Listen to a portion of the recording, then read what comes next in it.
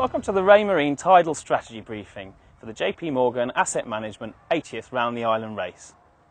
Over the next few minutes I'm going to discuss the tidal elements that are going to affect your race during the race on Saturday. We're going to look at a few of the strategic points around the course as well. During the pre-start part of the race, the sailing instructions have designated 2 holding areas for you to wait prior to your starting sequence. Ideally you want to arrive in this area fairly soon, fairly early, to give yourself enough time to familiarise yourself with the starting line at the Royal Yacht Squadron. Due to the southwesterly conditions and the favourable tide heading down the western Solent, the favoured end of the line is probably the Cowes end. Most boats are probably going to want to start around this end of the line.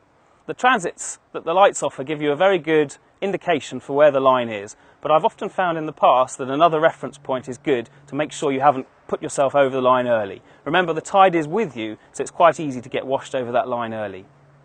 The favourable tide actually washes out of the River Medina and into the main channel. A good reference point are the red markers, the red channel markers down the western Solent.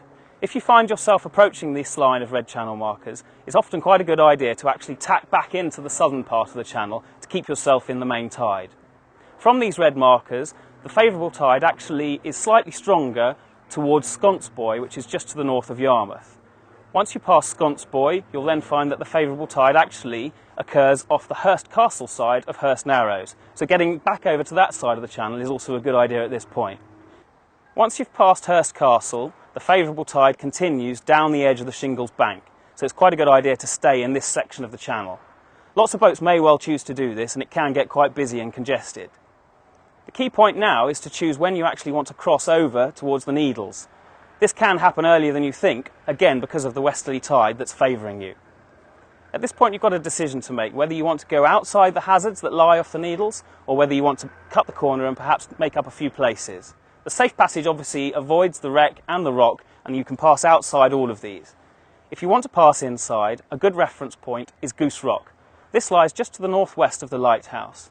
If you keep this tight on your port side as you go round, you will find the shallow channel that passes between the rock and the wreck of the Vivacity. This then leads you into Freshwater Bay. The leg from Freshwater Bay up towards St Catherine's Point, in terms of tidal strategy, is probably best sailed as far inshore as you'd like to go.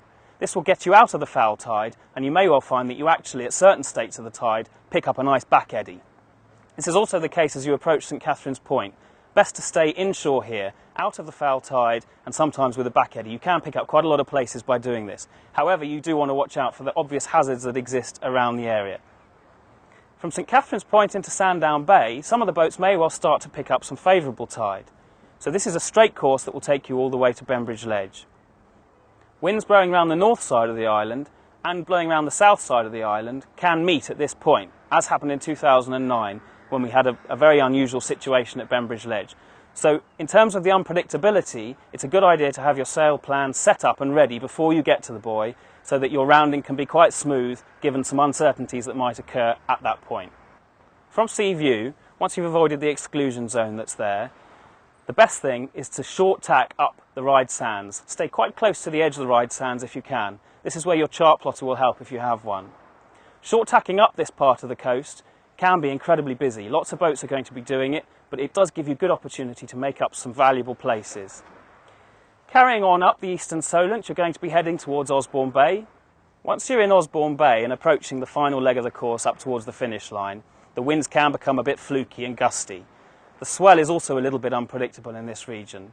Most of you will also be arriving at this point with a good tide against you, so this can make the conditions really quite unpredictable. Also, you've got a lot of boats short tacking towards the finish line and also deciding on which finish line they've got to cross. So this is a very busy part of the race, and you're tired at this point because it's the end of the course. I hope this gives you a good summary of the tidal conditions that you're likely to experience on Saturday. Don't forget to sign up to raymarine.co.uk for SMS and email updates. Don't forget the live weather briefing with Libby at the Island Sailing Club at 6 o'clock on Friday evening. I hope you enjoy your race, and the best of luck.